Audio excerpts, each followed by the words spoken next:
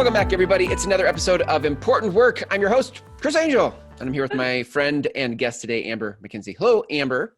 Hi, Chris. How are you? I'm good. Thank you for hanging out with me today. Yes, thank In you. this, I dare I say, wonderful show where we're trying to help people start to unlock and step into their important work. Yes. I think everybody has.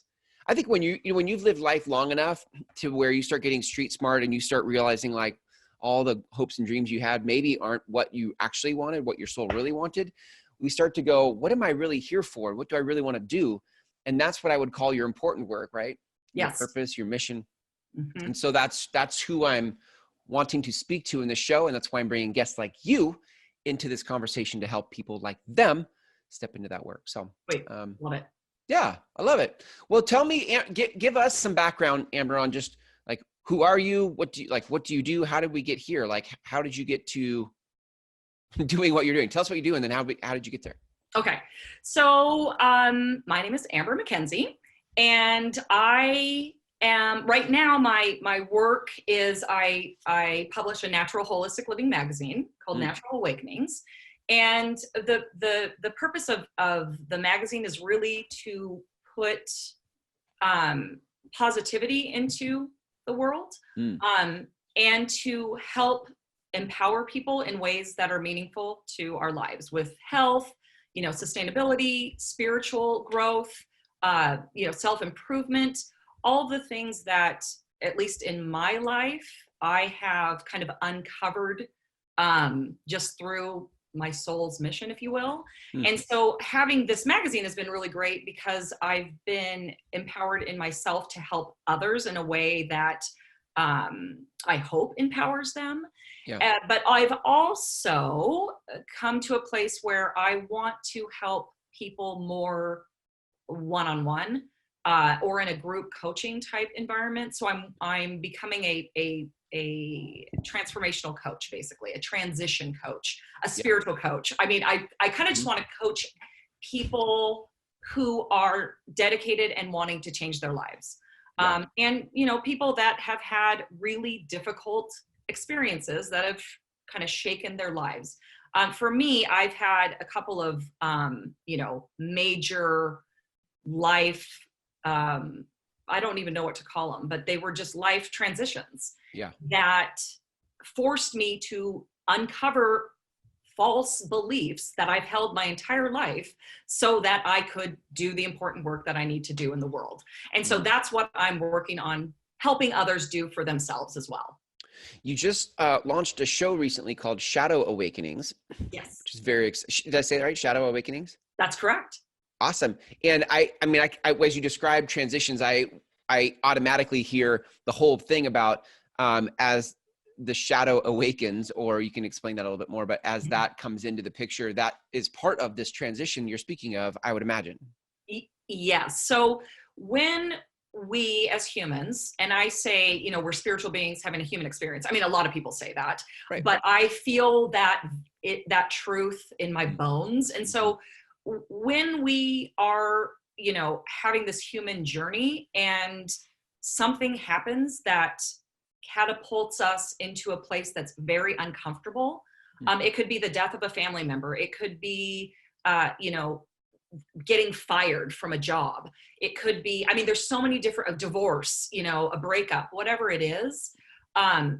We're forced into a place that's very uncomfortable. And this is where the real transition begins. And so a lot of times that kind of spiritual transition brings up the shadow within us. And so when the shadow comes up, we think in our rational human brain that it shouldn't be happening. This is wrong. This is not okay. I shouldn't be sad, mad, angry, whatever the emotion is. Right. But really what's happening is that our shadow, those kind of the things that are getting in the way of our light, is trying to get our attention, and it's trying to help us move forward in a way that is truly transformational, and get us to the place where we are actually living our soul's mission, and we're in the flow of life rather than resisting it and stopping it. So give me an example of the shadow. Is my anger, is like I get angry in a moment, that is my shadow? Or Like what is, Yes. yeah. So I would describe the shadow as, so it's that which blocks our light. So Okay. if you, Chris Angel, want to be a force of good in the world, you know, your qualities of good, what would you say were some qualities that you want to emanate from your being? Some highest Yeah. qualities. Yeah. Like, creativity, collaboration, love, Yeah. all that, belief in Yeah. people. So those are kind of your ideals. That's your kind of higher self talking to you like, you know what, Chris Angel at his highest self, when he feels connected to his own soul and, you know, this, just the world around him, he wants to be loving, collaborative, creative, he wants to build connection. He wants, you know, so those are kind of your light qualities, if you will. Yeah. But let's say, I don't know what makes you mad, but let's say somebody cuts you off in traffic. That'll do it. That's a good one. Yeah. So what do you do when that happens? I was just gonna say dropping stuff too. I know you have a thing for dropping things. That's one of mine. Yeah. So what do you do when you drop something or your kid drops something? Oh, I swear. I get so frustrated. I'm like instant swear. I'm like, and it's so ridiculous. It's such an overreaction, but I'm so annoyed. Okay. So what I would say to that is that reaction is trying to get your attention. Because when you drop something, you know, what is the first thing? What is your feeling? What is that emotion that comes forward? Anger? Yeah. Yeah. Anger, you know, frustration. Why did I do that? So when we have those kind of reactions, our shadow responses. So for me, I get a shadow responses often, you know, like anger, frustration, you know, annoyance. And then I also have the feeling of being unworthy. So we get to the root of what that dropping something is telling you, what false belief you have about yourself that gets ignited when you drop something. Because when you're not conscious of it, you're going to keep doing it, right? Got it. Okay. But when you become conscious of the response, it has nothing to do with dropping anything, right? There's a program running in the back of your subconscious mind, maybe your child self, that is ignited. It just gets fired up when you drop something. And so what we do with the work that I'm doing now is we uncover that belief. You know, do you have a sense of not enough? Do you have a sense of unworthiness? Do you have a sense of being a failure when you drop something? And you don't necessarily need to go back to the point where you, I mean, it's sometimes helpful to go back to the point where you took on this belief. Sure. But a lot of times you can get there by just doing the worksheet and getting to the point where you're like, okay, now I understand why I get so mad when I drop things. And then when you're conscious of it, it helps to release it. It helps to help it go away. Okay, I like that. And what is the role then of the shadow is helping me, I think is sort of how I interpreted what you said. Like the shadow is helping me, but it doesn't feel helpful in the moment. It feels like it's in my way. It's blocking my light, to use your phrase, right? Like my anger is stopping me. I want to be happy. I just dropped something and I'm pissed. This is not helping me. So how does it help me? So it helps you by, okay, first of all, when you are intentionally wanting to not just change, when you intentionally are wanting to transition your life to being more connected to your highest qualities, right? When you're intentional that, you know what, I want to live a life that is 80% love, compassion, connection, and, you know, doing what feels right in the world. Yep. And doing it with an open heart. When you really have that intention, then you're going to be more conscious of the things that block that, right? And so in the moment of dropping something, you want to get pissed. You want to get angry because later, not in that moment, it's not in that moment that you're like, oh, let me just uncover the shadow. I'm so glad this happened. Yeah, exactly. No, you can't be appreciative in that moment. You can't. And so it's later on when you're in a space that is, you know, relaxed, more calm, you can reflect on that moment. And ideally it's not a moment that brings you to a heightened state of anger, like a 10. We don't want you there. We want you kind of in the middle so that it's not reigniting your anger, right? And so we try to avoid the really big things that to do this work on. We do the little things like dropping something. That's pretty minor, but it can cause the kind of response that we don't really want. And what we find in this work, which is all research proven, and lots of research has gone into it. It's a lot of quantum quantum science and research on the brain. What they find is that anger that you feel when you drop something is the same anger that you might feel when something really monumental happens. It's all tied to maybe the same belief that you've held since you were a little kid. And so when you get to the heart of that, that belief, when you get back to that, then you can heal it. And then the next time, eventually you'll come to a point where you drop something and it doesn't even faze you. Doesn't even faze you. But you have to reflect, be conscious. First of all, be conscious in your life about what it is that you do want. And then when your shadow comes up and you realize, I don't want this, then you can reflect on that moment. And we do worksheets. It's like a 2-page back-to-back worksheet that you just do the work. And then it takes you to a place of compassion for yourself for that moment and for that incident. Got it. Yeah. I sometimes I think of like shadows feel like basements and cellars and dungeons and like just this what lives down in the shadows, and we used to talk about slaying dragons. Like, wow, my wife and I would have hard conversations where we have to slay some dragons. Yeah. And I started thinking like, it's almost like the movie How to Train Your Dragon. It's like, at first I want to slay the dragon, and then it's more like, well, maybe if I befriend it, right? Would befriend the things in the shadows, like anger. Yeah. When I drop something, it's actually a mirror. It's reflecting something back. It's showing me something that would actually help me when bigger things come and happen, instead of being pissed and angry and reactive and killing off opportunity and everything in my path. I'm actually more, if I've healed it or I've trained it, I've trained my dragon. I'm like my shadow. I'm like, interesting. Yeah. How else could I interpret this right now? And what else could I do with it? Exactly. Okay. And it's a practice, and it's not supposed to be easy work. It's supposed to be transformational. And you're right. The things that we don't like about ourselves, or the things that we resist, a lot of times those things will persist in our life until we can look at them and say, what are you trying to do here?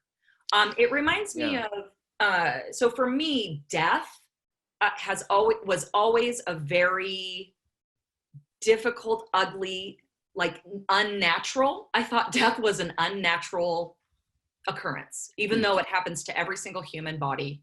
It happens. Right. But so it was one of those things that I wanted to, fight. So when my mom was dying, I didn't want to accept it. I wanted to ignore it. I wanted to pretend it wasn't happening. Denial was very easy for me to do with that because, for me, she was the center of my, being. She was almost like she was my North Star, basically. And so the thought of her dying didn't make sense to me. It was like, nope, that can't happen. And so, but obviously I had to face it. And what I learned is that death is actually a very beautiful process. It sucks for the people that are left behind, but I actually was able to appreciate the amazing transformation it had for myself and my mom and for everybody around us. And it turned, so now I don't fear death. I definitely appreciate it. And I have a great deal of reverence for it. And so, but it's really one of those things that I had to face in order to grow. Good point, because I feel like, I mean, back to the beginning of this conversation of, in people's important work, if you have a fear, Mhm. fear would come from the shadows, because, there's fear and love, right? So fear would come from the shadows. And if you have something starting to percolate in your soul, something starting to bubble up to the surface that feels like it would be a good self-expression for you, something you really want to do. But then you get met with this fear, like, I can't do that. That would be too risky. People would laugh at me. Like, there's all this stuff that comes up, and there's no reverence. Like, for you to talk about death, for example, like Mhm. on the other side of facing it, you could understand it for what it is. But before that, you might just choose to do nothing that could possibly result in you wouldn't get on a plane because you'd be afraid the plane would crash, and there's a lot of stuff you wouldn't live your life for because you're afraid of death, because you hadn't faced it and made peace with it. Right. Exactly. And fear is, and that's actually funny that you mentioned fear, because this month's issue, I have my letter from publisher. I talk about fear and how there's a great acronym that I learned for it, which is false evidence appearing real. So fear really, so that's like, the first letter of each word.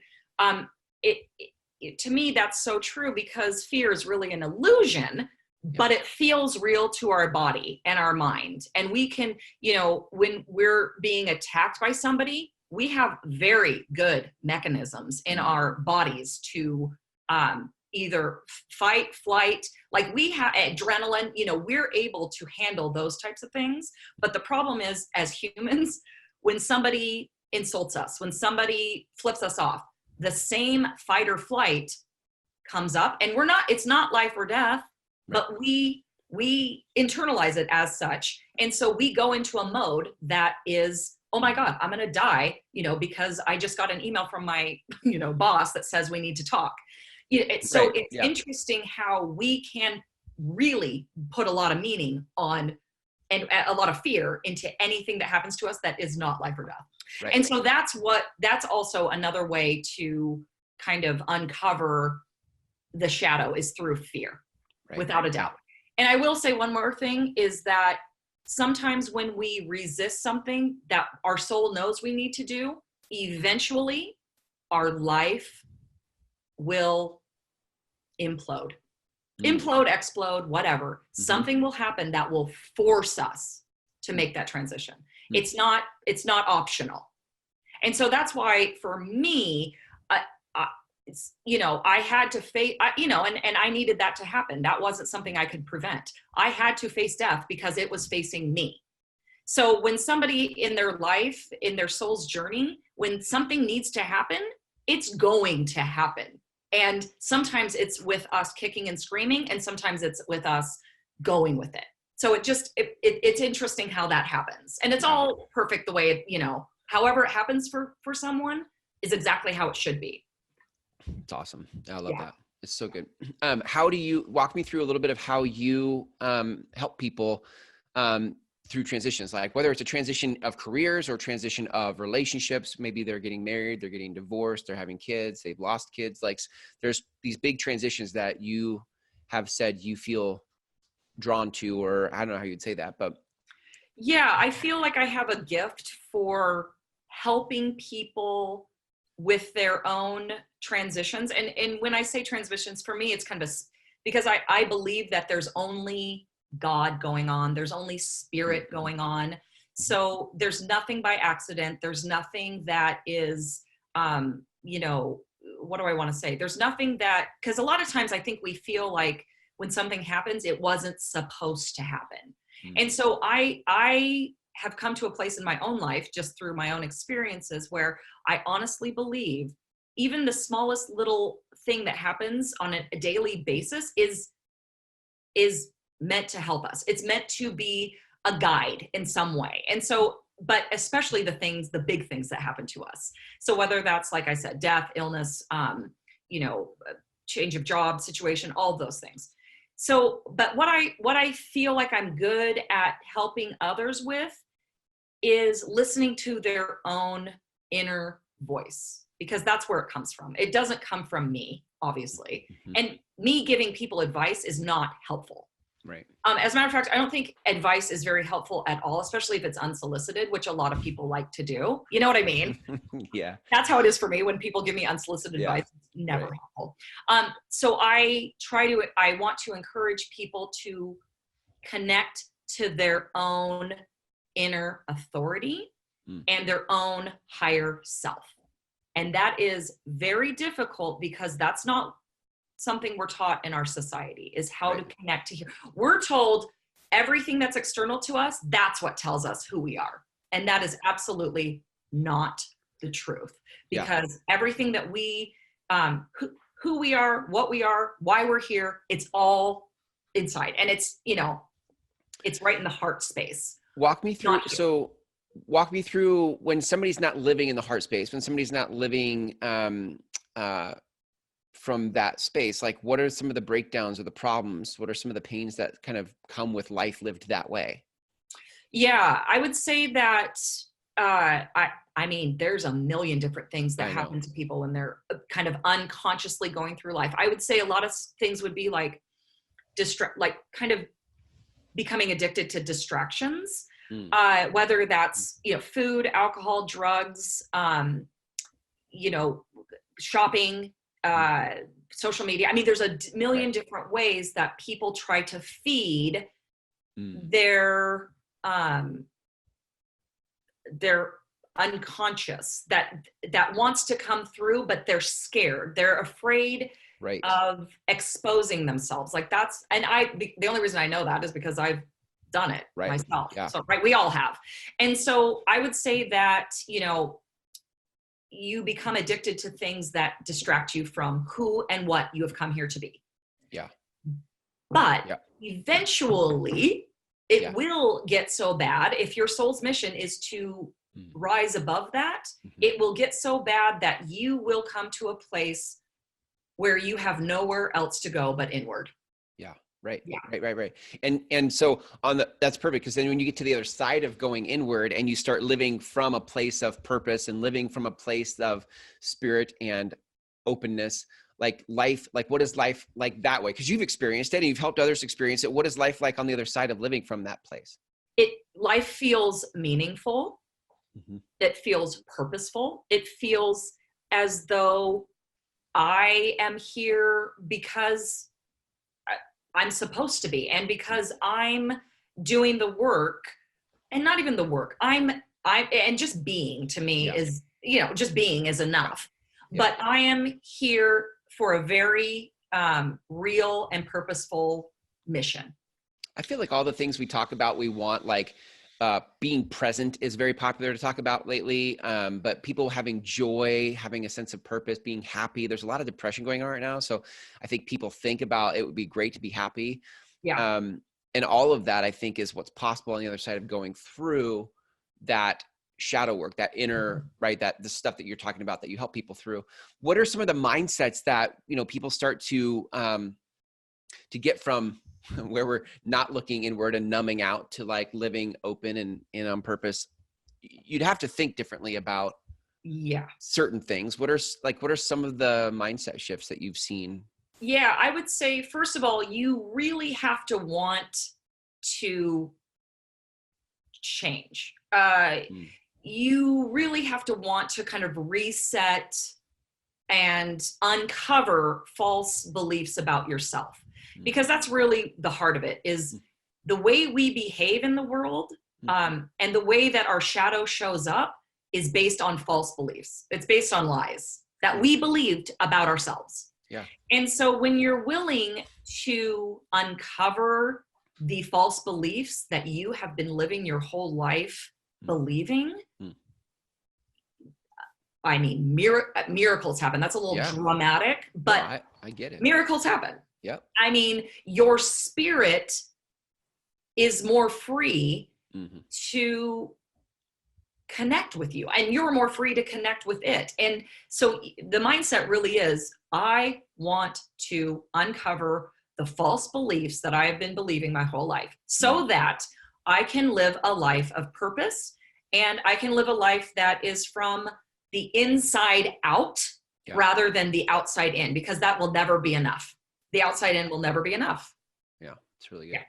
What, people start embracing that, mindset, of wanting to change, wanting, to live happy and joyful and loving and all that.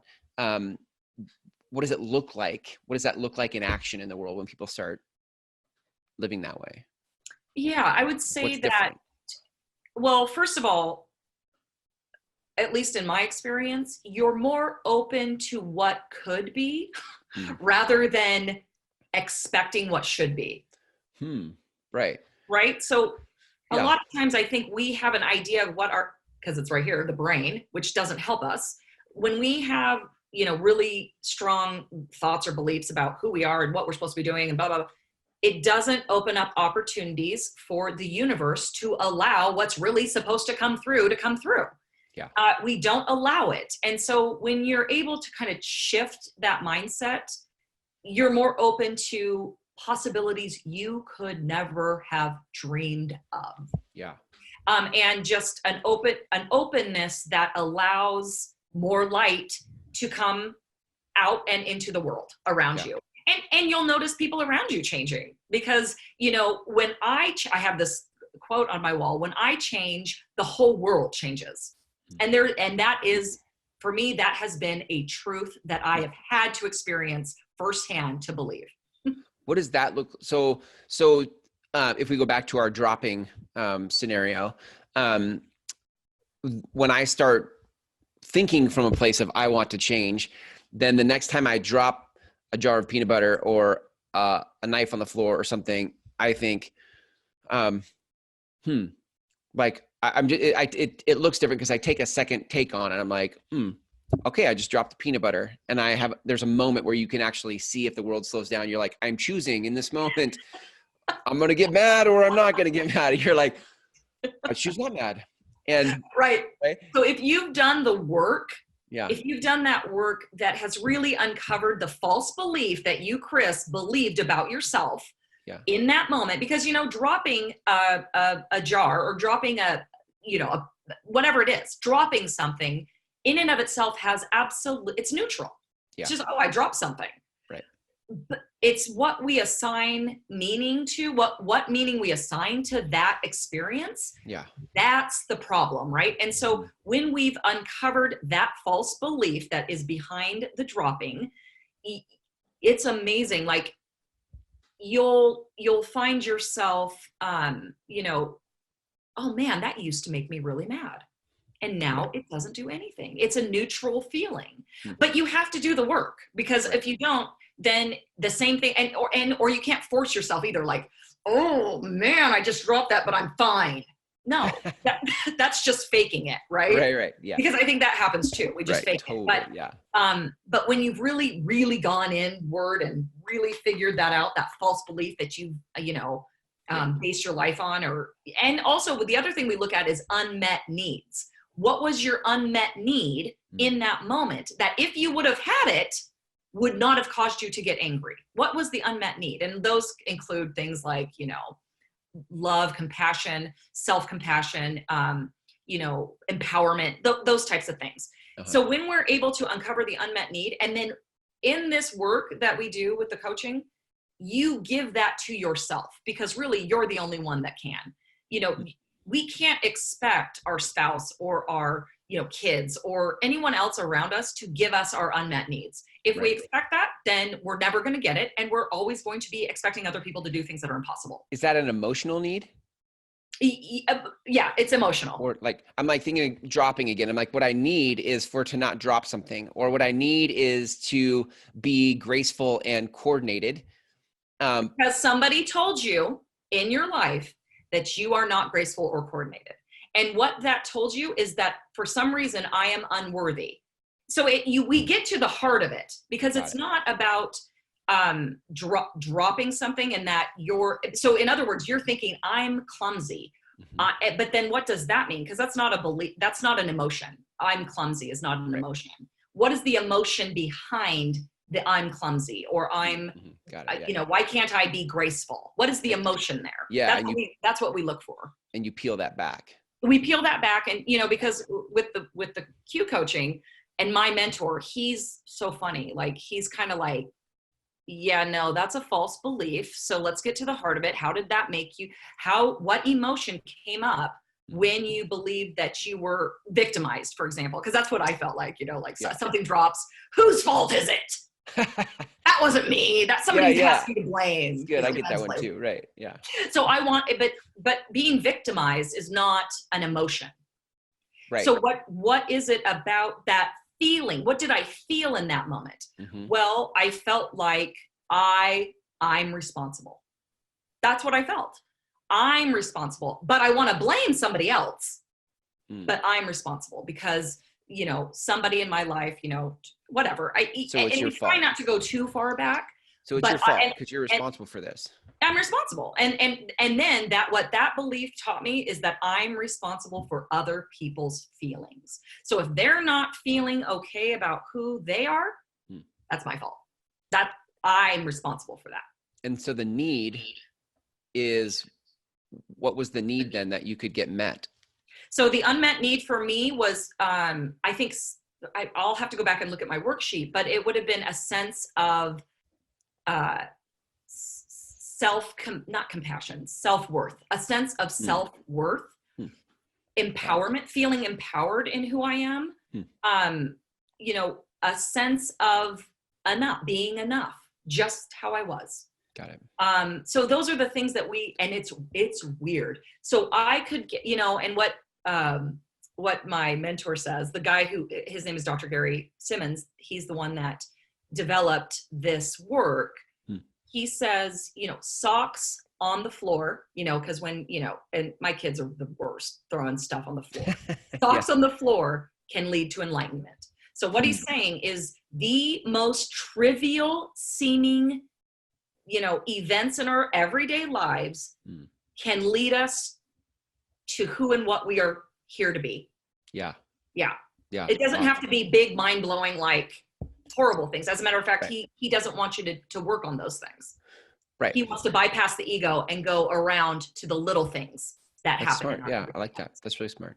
Mm-hmm. So, I mean, I love these kind of conversations because it's, I feel like I've been so curious for the longest time in shadow work and spiritual awakening and just stepping into purpose and passion and who we really are. Because I think that's where life starts to feel really fun, is when we're living from that place of passion and purpose. And I know this is the kind of work you do. Like when people can work with you as a coach, you actually get to help them see the things that's hard for you to see yourself. Like when it's hard to take yourself through your own shadow, just because it's hard for you to recognize when it's a reaction or what the story is or what the need is. I mean, all of that. So it's cool because this is the kind of work you do. How do people connect with you? Okay, so I have a website. It is shadowawakenings.com. And so go there and then you can fill out a form to connect with me and we can have a phone conversation, Zoom conversation, and then we'll take it from there.